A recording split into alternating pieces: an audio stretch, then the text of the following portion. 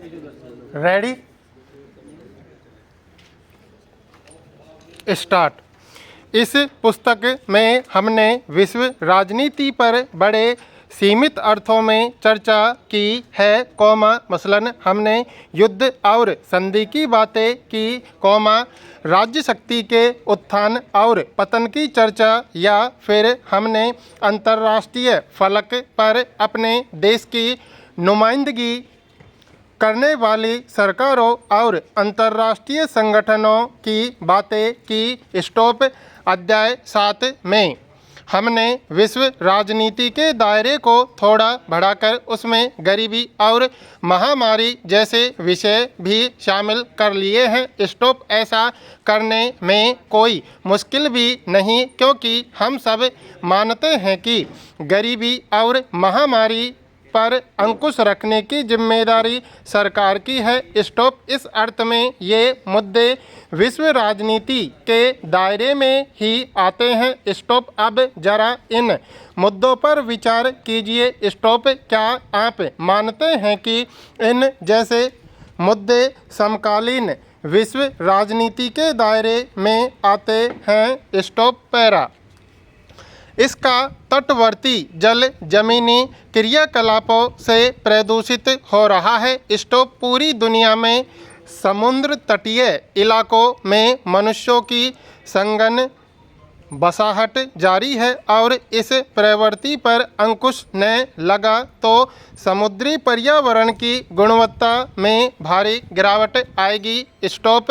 आपको लग सकता है कि ये तो नैसर्गिक घटनाएं हैं और इनका अध्ययन राजनीति विज्ञान की जगह भूगोल वाली कक्षा में किया जाना चाहिए। स्टॉप। लेकिन जरा फिर से सोचिए। स्टॉप। पर्यावरण के नुकसान से जुड़े जिन मसलों की चर्चा ऊपर की गई है, उन पर अंकुश रखने के लिए अगर विभिन्न देशों की सरकारें कदम उठाती हैं तो इन मसलों की परिणति इस अर्थ में राजनीतिक होगी। स्टॉप। इन मसलों में अधिकांश ऐसे हैं कि किसी एक देश की सरकार इनका पूरा समाधान अकेले दम पर नहीं कर सकती। स्टॉप। इस वजह से ये मसले विश्व राजनीति का हिस्सा बन जाते हैं। स्टॉप।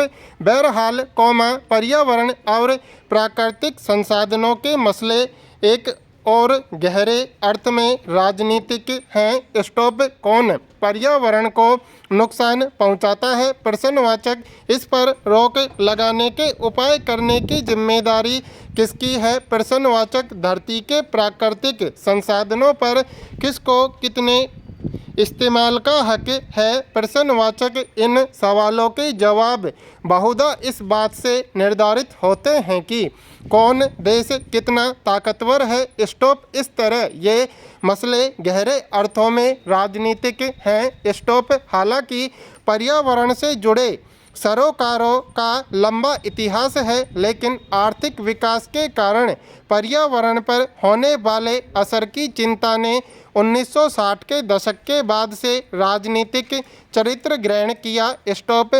वैश्विक मामलों से सरोकार रखने वाले एक विद्वत समूह क्लब ऑफ रोम ने 1972 में से एक पुस्तक प्रकाशित की। स्टॉप। यह पुस्तक दुनिया की बढ़ती जनसंख्या के आलोक में प्राकृतिक संसाधनों के विनाश के अंदेशे को बड़ी खूबी से बताती है। स्टॉप। संयुक्त राष्ट्र संघ पर्यावरण कार्यक्रम सहित अनेक अंतर्राष्ट्रीय संगठनों ने पर्यावरण से जुड़ी समस्याओं पर सम्मेलन कराए और इस विषय पर अध्ययन को बढ़ावा देना शुरू किया। स्टॉप। इस प्रयास का उद्देश्य पर्यावरण की समस्याओं पर ज़्यादा कारगर और सुलझी हुई पलकदमियों की शुरुआत करना था। स्टॉप। तभी से पर्यावरण वैश्विक राजनीति का एक महत्वपूर्ण मसला बन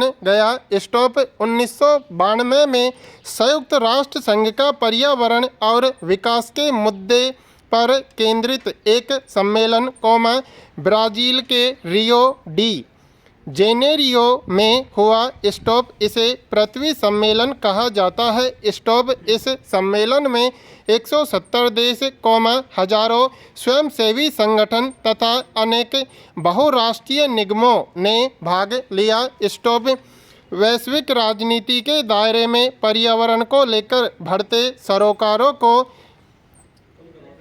इस यानी उत्तरी गोलार्ध तथा गरीबी और विकासशील देश यानी दक्षिण गोलार्ध पर्यावरण के अलग अलग एजेंडे के पैरोकार हैं। स्टॉप उत्तरी देशों की मुख्य चिंता ओजोन परत की छेद और वैश्विक ताप वृद्धि को लेकर थी। स्टॉप दक्षिणी देश आर्थिक विकास और पर्यावरण प्रबंधन के आपसी रिश्ते को सुलझाने के लिए ज़्यादा चिंतित थे। स्टॉप रियो सम्मेलन में जलवायु परिवर्तन, जैव विविधता और वानिकी के संबंध में कुछ नियमाचार निर्धारित हुए। स्टॉप इसमें एजेंडा 21 के रूप में विकास के कुछ तौर तरीके भी सुझाए गए। स्टॉप लेकिन इसके बाद भी आपसी अंतर और कठिनाइयां बनी रही। स्टॉप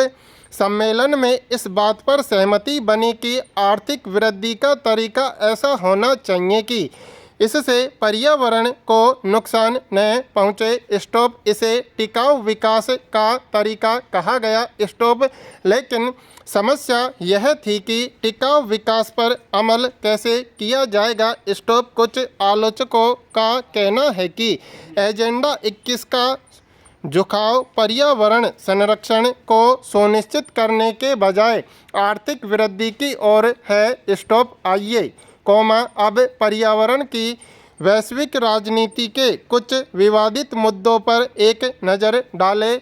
स्टॉप पैरा साझी संपदा उन संसाधनों को कहते हैं जिन पर किसी का एक का नहीं बल्कि पूरे समुदाय का अधिकार होता है। संयुक्त